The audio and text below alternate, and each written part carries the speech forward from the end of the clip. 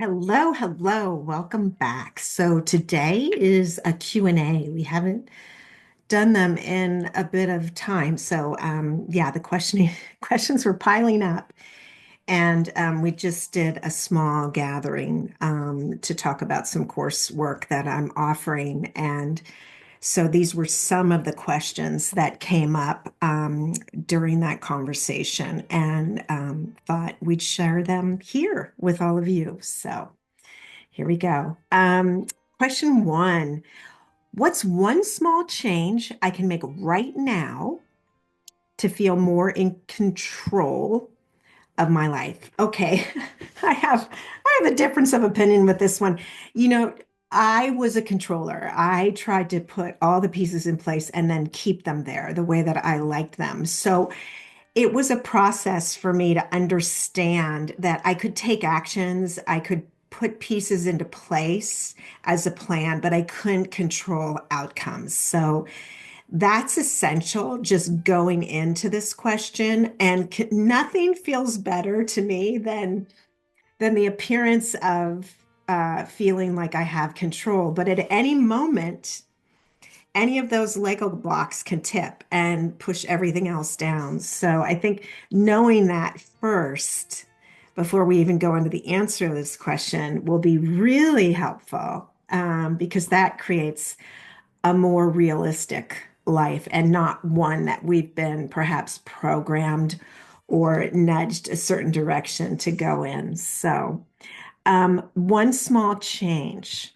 I can make right now to feel more in control of my life. So for me, one small thing I do is I make my bed every morning because it just has this huge effect on me that of accomplishment, like, and it's also safety for me, like just feeling the bed is in order, and that it's refreshed and there's new energy there. That's one small thing that I do every day. Don't know if that'll work for you, but that is my suggestion.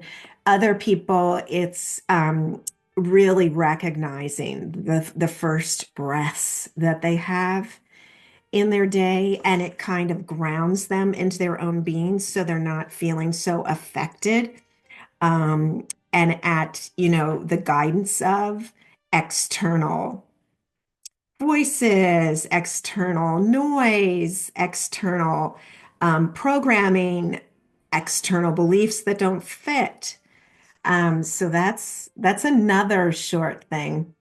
Noticing the breath, and then I'd say the next short thing that's had the most profound impact, certainly for me, is honoring the acknowledgement of Mother Earth and what she provides and being aware of her puts me into a whole new stratosphere of my abilities and where my love can be directed for more peace and more grounding and more truth. So those are the suggestions. Take them or leave them. And if you do try any of those things, making your bed, becoming aware of your breath first thing in the morning, or recognizing Mother Earth and what this planet is, please let me know. I would love to hear your experiences.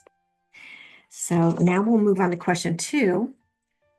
How do people who've overcome huge obstacles stay motivated? Well, that is a great question.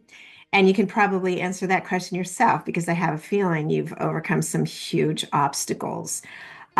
Personally, for me, I mean, I think the biggest obstacle was facing the reality of what my marriage was, facing it head on, drawing a line in the sand, saying no more. And when I couldn't glue it back together again, having the bravery to say enough is enough and I'm going to move forward and get through this hurdle, which was terrifying for me. And it's horrendous for anybody that goes through that. A breakup of a relationship is bad enough, but a breakup of certainly a long-term marriage and with children or pets involved, it's brutal. But what kept me motivated after?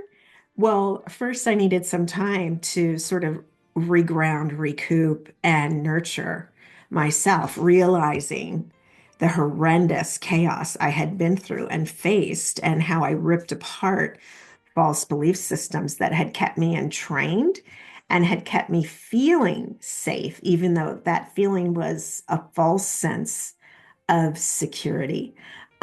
So I have stayed motivated after overcoming these huge obstacles because, in hindsight, I see how those obstacles have actually transformed me at the soul level, at the core level of my being. I've had whole different insights into life in general, and my own life, and how I choose to live it. And that just keeps me motivated to going further because, most of the obstacles that I've overcome, even though I may have gone kicking and screaming, it's really transformed into something magnificent that I may not have been able to access without those obstacles being presented. So, yeah, my suggestion, dive into the obstacle, move to the other side, see and feel what that brings. And ultimately, I have a feeling you'll embrace the obstacles as they come for something different than you had originally projected. Okay, hope that helps. Ooh, what's holding me back from becoming the person I want to be? I love that question. That is beautiful. I've struggled with that at different points in my life for sure. The first one probably was when I realized, wow, I need to get sober. I'm playing out the same stuff that was played out in my family system, and I don't want that.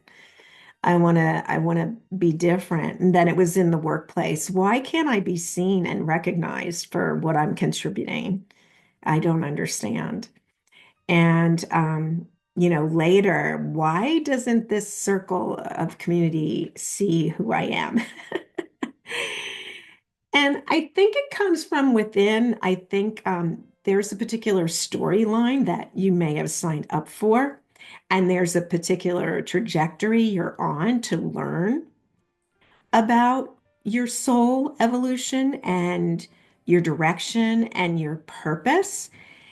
And these things that we feel internally, that voice, that small voice that's like screaming inside, I think it's there for a reason to wake us up to the fact that maybe we aren't shining as brightly as we might, or maybe we could, take some unhealthy habits and, pitch them um, to live a different pathway and it with more comfort and a surety. And then it also has to do with really getting in touch with your self-esteem. And that has been trained out of us by many systems. It can happen in the family, it can happen within the schooling system, certainly education, yes. It can happen in the workplace.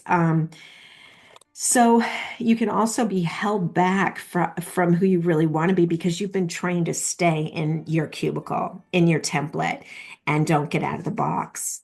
And if you do get out of the box, you're definitely afraid you're going to be seen and you are going to be punished and you will be extricated, from the community, from society, from the job place.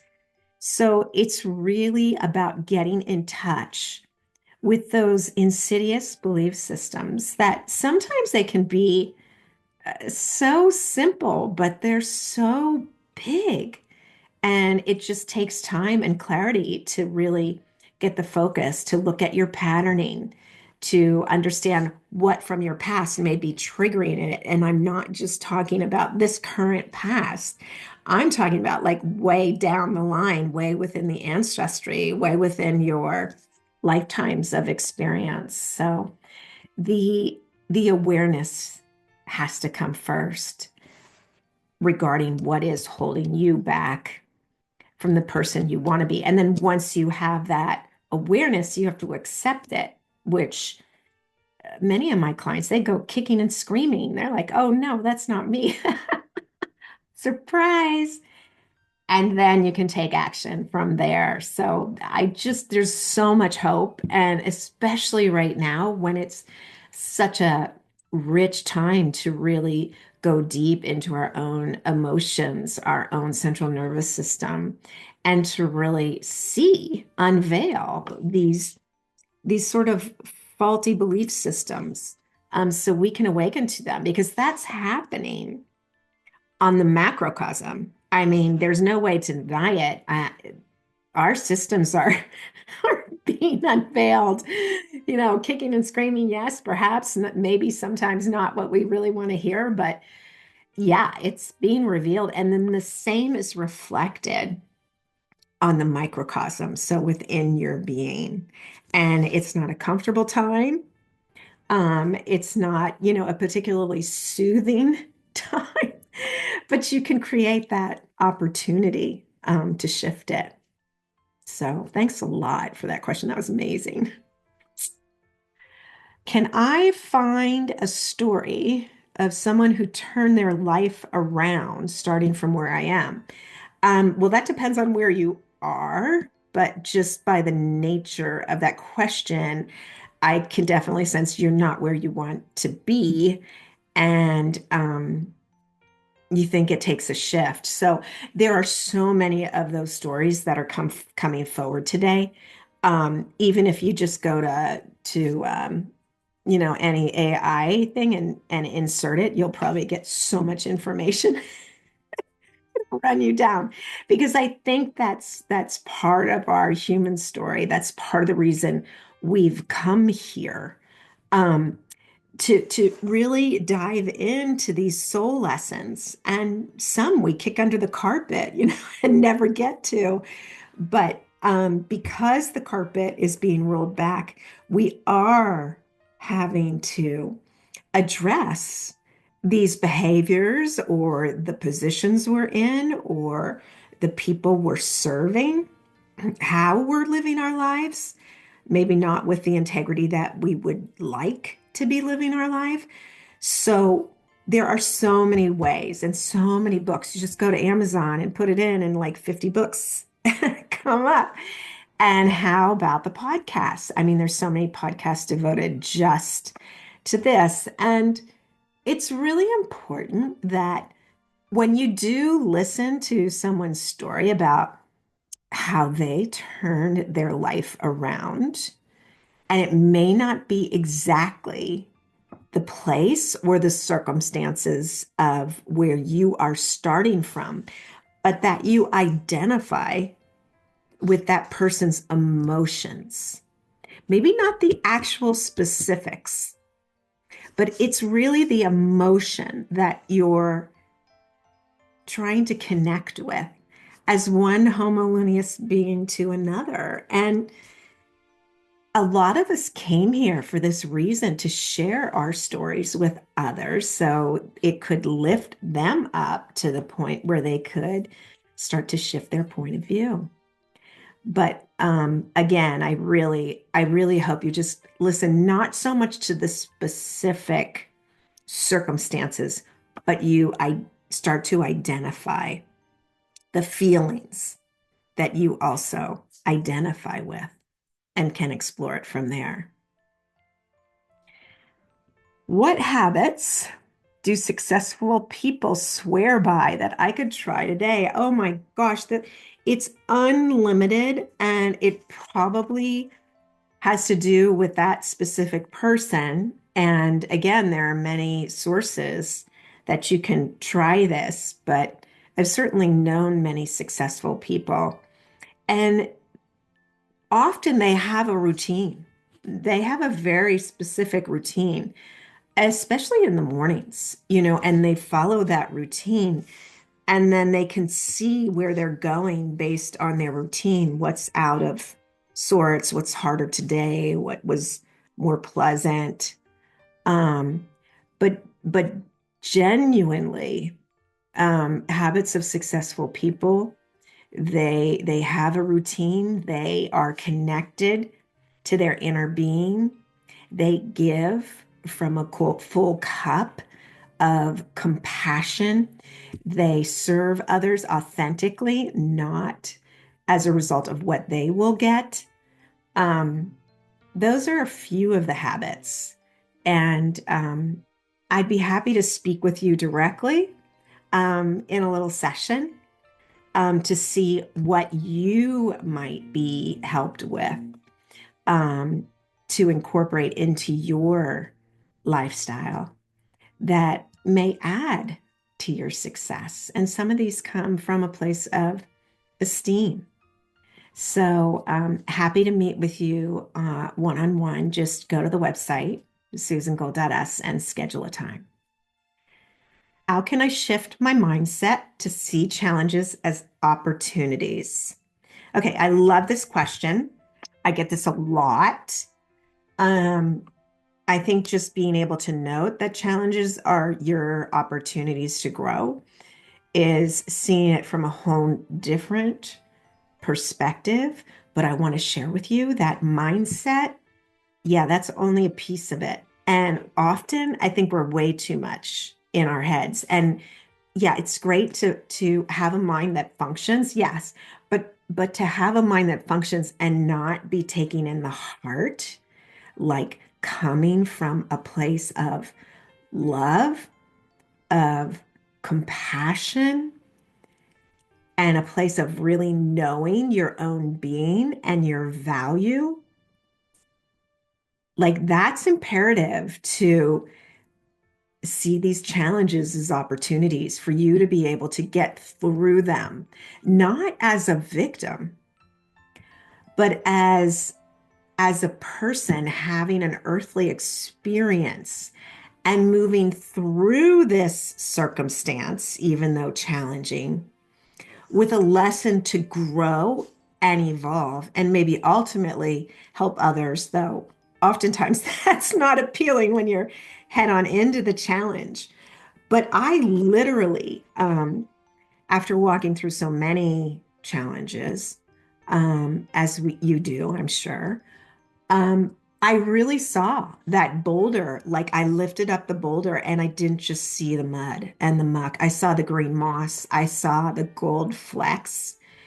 And I had the experience of challenges over my lifetime that I did ultimately prevail through and evolve from. And then my external life got much more abundant. Like I was living in a little teeny, corner of the room. And then like, oh, there's like a whole room here. Okay, I'm going to step out in the center of the room. No, that feels really scary. I'm going to go back by, the bed and like take a few breaths, but I see that window of sun, so it's like one step forward, three back, three forward, six back, eventually the dance begins to equal and you make it through the challenge. And then you really see, wow, I wasn't supposed to be married to that woman. Look how much I was like holding myself back working in that job where I could even color outside the lines and not get shamed and guilt ridden for it. Or you know what? It was really painful, but I'm actually glad I lost my house because I wasn't really happy there. I was just running, chasing my tails after oh my gosh, I'm going to lose the house. And now I moved into this great place, huge, bigger than my house. And, at the auspices of the elderly woman that owns it. And I've actually connected with her and I've actually been able to help her in ways. I was so isolated before. My life is expanding. And when you see those challenges shift and then you can get on the other side to recognize how much it's delivered, you start to get less afraid. Yeah. What's a bold goal I could set that would push me out of my comfort zone? Well, that depends on what you're not comfortable with. Like, Something that I need to push myself out in is to engage with people in person. Now, I've always been good at, going to the party late, hitting each person, being charming, smiling, getting their name, and then leaving, like leaving as soon as I could. And then it would take me a day to recover from it. And since we've been more digital, you know, I I'm happier with the digital because I connect with a lot of people that way, but my soul is happier when I'm actually engaging with people. And I believe that we've been trained out of that and we've been guided out of that and we've been helped by that with things that have happened to us as a culture over the last 5 years from 2020 forward. Um, Definitely. But so I make myself like when I see I'm getting too isolated and there have been too many Zoom conversations, I call a friend, I make a date, we go for a walk, or I have a coffee, or I go to some performance, even if it's by myself, and I say I'm going to speak to another person while I'm there. So these are the ways that I get out of my comfort zone. The other thing that I find myself sort of retracting my steps. So I'll have success and then that noise in my head will come back. Okay, well, you did it that time, but now this time is really gonna, come over you and it's all the negative talk. You're gonna lose the client, you're gonna lose your job, you're gonna, come up with some serious illness. And I stop that down right away. And I say, thank you, but I'm not listening to you. And that negative self-talk is a more comfortable space than I actually ever realized it could be. And so I go into the opposite sort of mantra and assure myself, yeah, everything is always working out for me. Magic is always at my doorstep. Um, and and shift. So that's another way that I get out of my comfort zone. And pretty soon that becomes natural. Now, when that kind of self-talk comes natural, your day shifts. You're receiving and you're aware of the miracles that happen, even if they're tiny little breadcrumbs, you can see them for the miracles that they are. And then you get a raise out of left field when you weren't expecting it, or, somebody has another ticket to go on vacation and they wondered if you want to go with them. Just great stuff happens when you get out of that comfort zone and look at your fears and kind of go, okay, those are my fears. Ha, ha. I'm just going to take one baby step at a time and walk my way through this. And I guarantee you, yeah, it'll shift your world. Let's see, who or what inspires me most, and how can I bring more of that into my daily routine? So that's again self-awareness. So much of us, so many of you are on automatic. I mean, we've been programmed into it, or we've created a dynamic that gives us no breathing space. And then we're that gerbil on the wheel that can't get out of it. So we have to be aware of where we are. And then we have to start getting back in touch with what does inspire us because many of us are at the point where you don't even know. You're so into the drama, into the chaos that you have no idea what inspires you and what makes you happy. And then you just acknowledge that and you say, okay, I'm going to make time for that in my calendar. And like if you have to, put it in. For me, I connect with nature when I go find things in nature that are so beautiful, but I use them for other things, like the bark in Montana on certain trees when it's just the bark. You look inside and it's beautiful. It's like art. It's like squiggly lines and textures. And so I found a piece of that bark and I put all my jewelry in it. It's really beautiful. and it was like $0. And it was really fun. And it's actually something I loved to do when I was a little girl. I used to love to find flowers and pick them and bring them back home from my mom. And so if you can first take some time to just, even if it's free flow with pen and paper, you write down inspires me the most, and then just start writing it down, even if it's stupid, chickens laying eggs or whatever it is, whatever comes to mind. Just write it down, what inspires me most. And then look at that list and just start with two of those things. Bring two of those things into your week.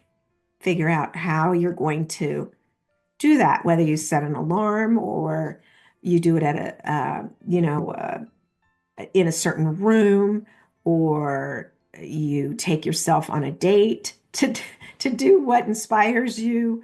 Like maybe that's going to your local coffee shop and doing some writing there. Um, yeah, that's the suggestion. How do I let go of old patterns that aren't serving me anymore? Well, that is really hard because we love our patterns. And human beings do not love change, do not love it. So, first is to recognize your patterns. What are your patterns? Like for me, it was like constant cleaning. The house had to be perfectly clean before I could do anything else. And it was becoming an obsession. And so I had to realize, yeah, that's not serving me anymore. So when I get that urge today, I'm going to say for the next hour, I'm not going to put the laundry in because I do laundry practically every day because I don't want to be overwhelmed by laundry. And so I'll just say, yeah, no, I'm not going to do that today. And when it comes up, that urge comes up again in the afternoon, nope, I'm not going to do that today, just for today. And then in the morning, I can make a decision. Well, do you want to do the laundry now? And I may say yes or no, but at least give that beautiful one inside you the choice. That's another thing that really helps break an old pattern, like to go inside, breathe, and then say, does smoking this cigarette really feel good? I mean, that happened to me with coffee for a while.